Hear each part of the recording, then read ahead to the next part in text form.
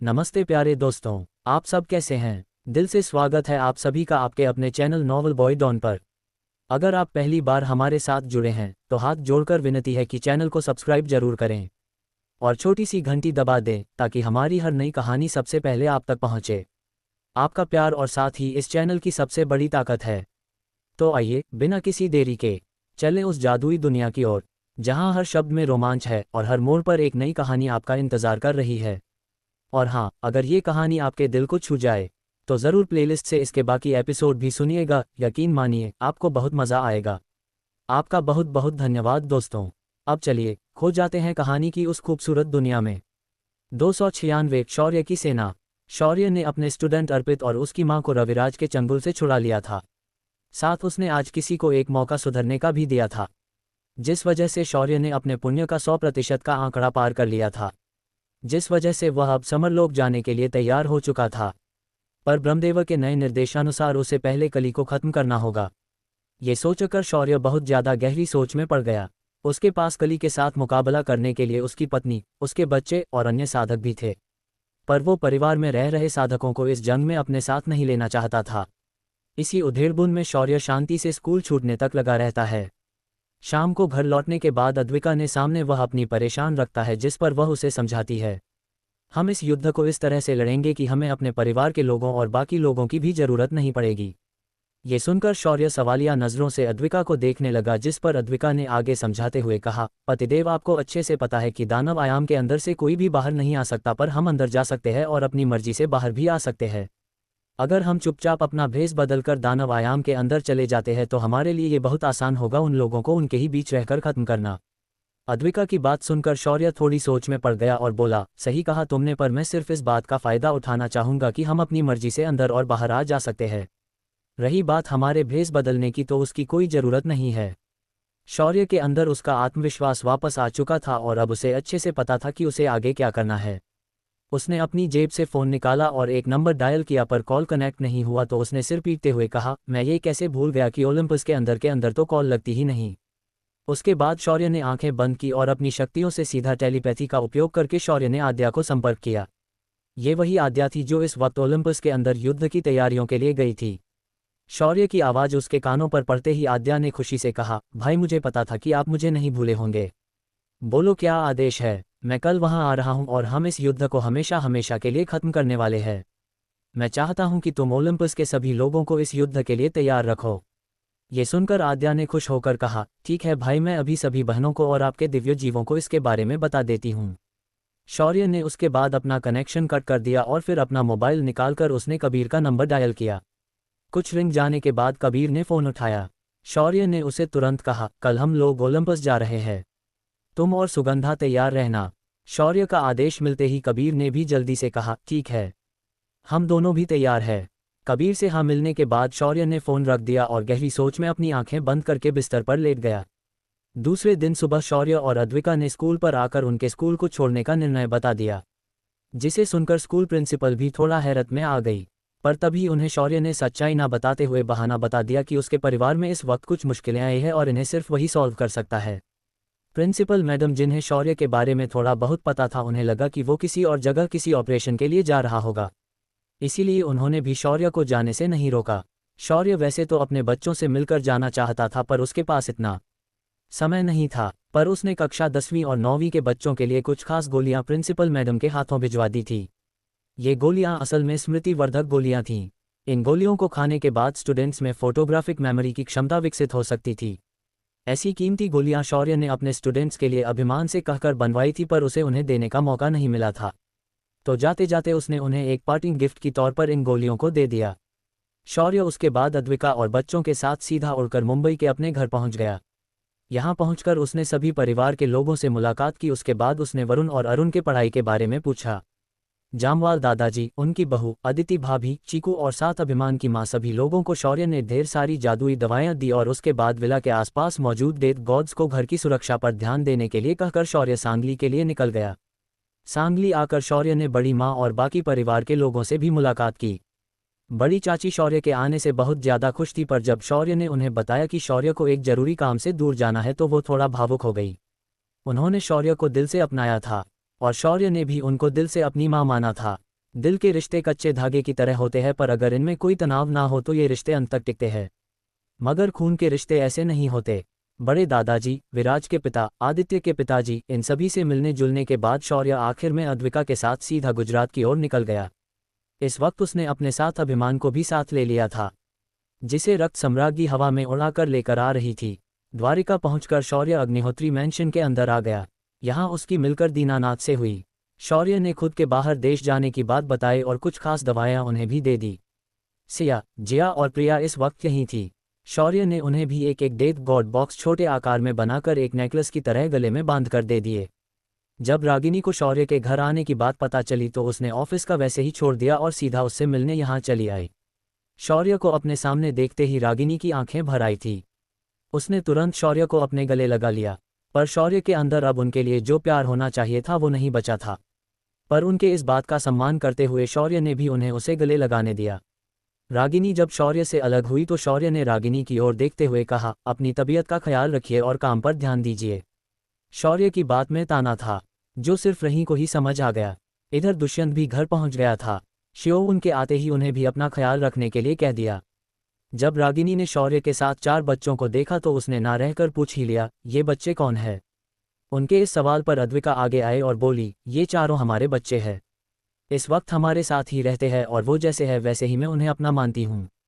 अद्विका की इस बात में भी एक कटाक्ष था, क्योंकि वो उन्हें ये बताना चाहती थी कि आपका अपना बच्चा अगर कोई जानवर भी है तो भी वो आपका बच्चा ही होता है। रागिनी को ये बात किसी खंजर की तरह चुभ गई, पर अद्विका ने उन्हें ज़्यादा बुरा ना लगे इसीलिए आगे कहा, असल में ये चारों इंसान नहीं है बल्कि दिव्य जानवर है। पर वो मेरे अपने बच्चे हैं और यही बात मेरे लिए ज़्यादा मायने रखती है। अद्विका की एक्सप्लेनेशन सुनकर रागिनी को थोड़ा अच्छा महसूस हुआ। तभी शौर्य ने चारों बच्चों को परिवार के बाकी लोगों से मिलवाया। शौर्य के चारों प्यारे प्यारे बच्चों को देखकर सभी को बहुत ज़्यादा खुशी हुई। तभी सिया ने अचानक अद्विका को कोहनी मारते हुए कहा, भाभी ये 4 बच्चे तो आपको रेडीमेड मिल गए, अब एक बेबी आपको तैयार भी करना होगा। तो कहाँ तक आई है आपकी तैयारियाँ? सिया का सवाल सुनकर अद्विका के गाल लाल हो गए। वही शौर्य को भी अचानक खांसी आने लगी। फिर शौर्य ने खुद को संभालते हुए कहा, अभी हमने इसके बारे में सोचा नहीं है, पर मैं तुम्हें प्रोमिस करता हूं कि वापस आने के बाद हम इस पर जरूर विचार करेंगे। शौर्य के ऐसा कहते ही अद्विका ने उसे कहानी मारी और धीरे से बोली, बेशर्म कही के। अग्निहोत्री मैंशन में थोड़ा समय बिताकर शौर्य, उसके 4 बच्चे, अद्विका और अभिमान सीधा दिल्ली की ओर निकल पड़े। दिल्ली में कबीर और सुगंधा उनका इंतजार कर रहे थे। उन दोनों के आते ही शौर्य ने अपने सामने स्पेस में एक दरार बनाई और एक ही कदम में सभी के साथ वो ओलंपस के अंदर पहुंच गया। ओलंपस के अंदर शिखा संगठन, नागशिखा, कनक उनका इंतजार कर रहे थे। उनके साथ ही चर्च के पोप और एल्फ समुदाय की रानी भी मौजूद थी। उन्होंने शौर्य का बड़े ही गर्मजोशी से स्वागत किया। शौर्य ने आते ही यहाँ के हालात का जायजा लिया। उसे पता चला कि जब से उसने दानव आयाम बंद कर दिया था तभी से इस जगह पर काफ़ी शांति थी, जिस वजह से आम लोगों का जीवन भी बड़े ही खुशहाली भरा रहा। शौर्य भी इस बात से खुश हुआ। शौर्य ने उसके बाद नाइट लीजियन की तैयारियों का जायजा लिया। नाइट्स को शौर्य के कहने पर आद्या और बाकी शिखा संगठन की लड़कियों ने साधना सिखा दी थी, जिस वजह से उनकी पहली शक्तियां और साधना की वजह से मिली शक्तियों के कारण उनकी ताकत पहले से दोगुनी हो चुकी थी। पूरे ओलंपस का एक पूरा चक्कर लगाने के बाद शौर्य शाम को अपने लिए दिए हुए महल पहुंचा। पर यहाँ आके उसके सामने एक और ड्रामा खड़ा था। उसके चारों बच्चे एक तरफ तो दूसरी ओर कनक एक तरफ एक दूसरे को खा जाने की नज़रों से घूर रहे थे। अग्निशिखा ने गुस्से से कहा, चालाक लोमड़ी, हमारी मम्मा से दूर रहो। खुद को क्यूट दिखाकर मेरी भोली भाली मम्मा को ऐसे बहकाओ मत, वरना हम तुम्हें कच्चा चबा जाएंगे। तभी कवन ने किसी सांप की तरह फुफकारते हुए कहा, जब से हम आए हैं तुम मेरी मम्मा को ऐसी चिपकी हो जैसे कोई छिपकली हो। मुझे शक हो रहा है कि तुम लोमड़ी नहीं कोई छिपकली ही होगी। तभी कनक ने चारों बच्चों को अपनी कातिल नज़रों से देख और बोली, तुम नहीं समझोगे बच्चों, तुम अभी बहुत छोटे हो। अगर मैं तुम्हारे मम्मा के साथ नहीं रही तो तुम्हारे पापा के साथ मुझे रहना पड़ेगा। ये सुनकर ध्वनिल तुरंत बोल पड़ा, तो रह लेना पापा के साथ, हमें उससे कोई तकलीफ नहीं। तभी कनक हंसते हुए बोली, हा हा हा, तुम कितने भोले और मासूम हो बच्चों, अगर मैं तुम्हारे पापा के साथ रहने गई तो तुम्हारी मम्मा मेरी चटनी बना देगी। धीरेन्द्र ने अचानक कुछ समझ ना आते हुए पूछा, वो भला क्यों? मम्मा तुम्हारी क्यों चटनी बनाएंगी? तभी कनक मुस्कुराए और उसने अपने शरीर में चारों ओर अपना हाथ एक खास अंदाज में लहराया और अगले ही पल वह इंसानी रूप में बच्चों के सामने आई। जब बच्चों ने उसे देखा चारों की आंखें खुली की खुली रह गई। कनक का चाम इतना मजबूत था कि चारों बच्चे उसे देखते ही रह गए। तभी कनक वापस अपने फॉर्म आ गई और बोली, तो बच्चों, अगर तुम मुझे अपनी दूसरी मम्मा नहीं बनने देना चाहते तो मुझे तुम्हारे मम्मा के साथ रहने दो। मुझे उनके साथ रहना अच्छा लगता है। शौर्य दूर खड़े रहकर अपने शर्म से लाल चेहरा लिए उन सभी को देख रहा था।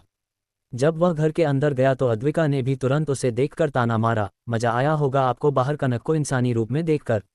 शौर्य जो अभी अभी घर के अंदर आया था, अचानक उसके कदम ठिठक गए। उसने अद्विका को गुस्से से देखते हुए कहा, मेरी जान, मुझे ऐसे चिढ़ाना बंद करो। कब तक ऐसे मुझ पर शक करते रहोगी? वरना कहीं ऐसा ना हो कि मेरे मन ना हो तो भी कहीं तुम्हें एक और सौतन ना मिल जाए। ये सुनकर अद्विका को हंसी आई और वह प्लेट में खाना सजाकर उसके सामने लेकर आए। शौर्य ने बैठकर खाना खत्म किया और एक आखिरी बैठक करने बाहर चला गया। जब भोर के समय आखिरी युद्ध की बैठक हुई तो इस बैठक में शौर्य ने अपने साथियों को ध्यान से देखा। इस वक्त उसके सामने शिखा दल, जिसका हर एक सदस्य अब संत अधिपति स्तर तक पहुंच गया था। अभिमान, कबीर, सुगंधा, नागशिखा, जो इस वक्त सम्राट स्तर तक साधना प्राप्त कर चुके थे। सम्राट स्तर तक पहुंची अद्विका और उसके 4 बच्चे, जिनकी साधना संत अधिपति स्तर तक थी। कनक, जिसकी साधना भी अब सम्राट स्तर तक पहुंच चुकी थी। बाकी सारे नाइट्स थे, जिनकी शक्तियां अब किसी संत स्तर के साधक के समान थी। शौर्य ने एक गहरी सांस ली और फिर सभी को देखते हुए बोला, कल मैं इस युग के पहले धर्म युद्ध का आगाज करने जा रहा हूं। इस युद्ध में हमारे सामने जो दुश्मन है वो सब दानव और अर्धदानव है।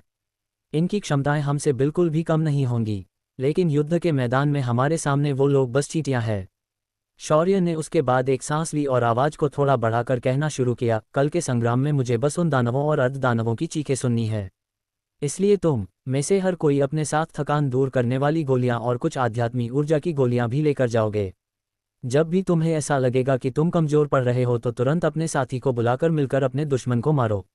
अगर तुम्हें लगने लगे कि दुश्मन की संख्या ज्यादा है तो युद्ध नीति को बदल दो।